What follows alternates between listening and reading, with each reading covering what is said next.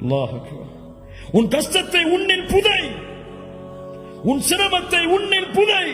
பிறருடைய முயற்சிக்காக, பிறருடைய வெற்றிக்காக இந்த உலகத்திலே எந்த கஷ்டம் வந்தாலும், எந்த பிரச்சனை வந்தாலும் நடந்து செல்.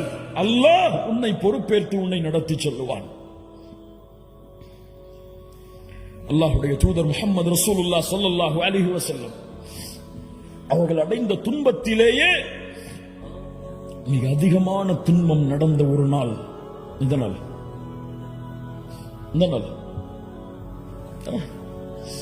தாயிஃப். இங்க நடந்த ஒரு செய்தி என்ன தெரியுமா? சில அழைப்பாளர்களை பார்க்கும் பொழுதெல்லாம் எனக்கு ஆச்சரியமாக இருக்கிறது. சிரமங்கள், கஷ்டங்கள் வந்தால் அழைப்பு பணியில் அவர்களை பார்க்க முடியாது. பொருளாதார நெருக்கடி வந்தால் அவர்களை அழைப்பு பணியில் பார்க்க முடியாது. அல்லாஹ் அவர்களை பாதுகாப்பானாக, நெருவழிப்படுத்துவானாக.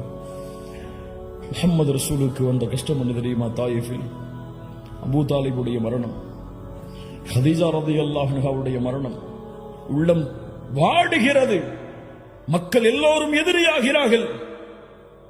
இந்த நேரத்தில் தாயிஃபில் சென்றாவது என்னுடைய உறவினர்கள் இஸ்லாமை ஏற்றுக்கொள்வார்கள் என்பதற்காக தாயிஃபுக்கு செல்கிறார்கள். பனு ஸகீஃப் குலத்தார்களை சந்திக்கிறார்கள். 3 தலைவர்கள் இருந்தார்கள். அப்துயாலில், மஸ்ஊத், ஹபீப். 3 தலைவர்களை சந்திக்கிறார்கள். இந்த 3 பேரும் அல்லாஹ்வுடைய தூதரிடத்திலே பேசிய வார்த்தையை கேட்டாலே போதும், இந்த உலகத்திலே எவ்வளவு பெரிய அழைப்பு பணியின் உச்சத்தில் இருந்தாலும் சரி, அவர் இந்த வார்த்தையை கேட்டிருக்க மாட்டார்.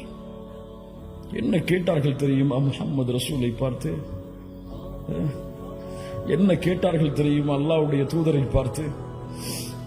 அப்துயாலில் அதில் ஒருவர் கேட்டார், இந்த 3 ஒருவர், நீங்கள் அல்லாஹ்வுடைய ரசூலா? யம்ருது சியாபல் கஅபா இன் கான அல்லாஹு அர்ஸலக். உங்களை ரசூலாக அனுப்பியதற்கு கஅபாவின் திரையை நான் பிடித்து ஆட்டுவேன் அல்லாஹ்விடத்தில். قال الآخر ما وجد الله أحدا يرسله غيرك. معاذ الله. அல்லாஹ்விற்கு வேறு ஆள் கிடைக்கவில்லையா உங்களை தவிர ரசூலாக அனுப்புவதற்கு? யா அல்லாஹ். இன்னொருவர் சொன்னார், உங்களை பற்றியெல்லாம் நான் பேச மாட்டேன், விடுங்கள் என்றார். இந்த வார்த்தைகளை நாம் கேட்டிருப்போமா என்றைக்காவது?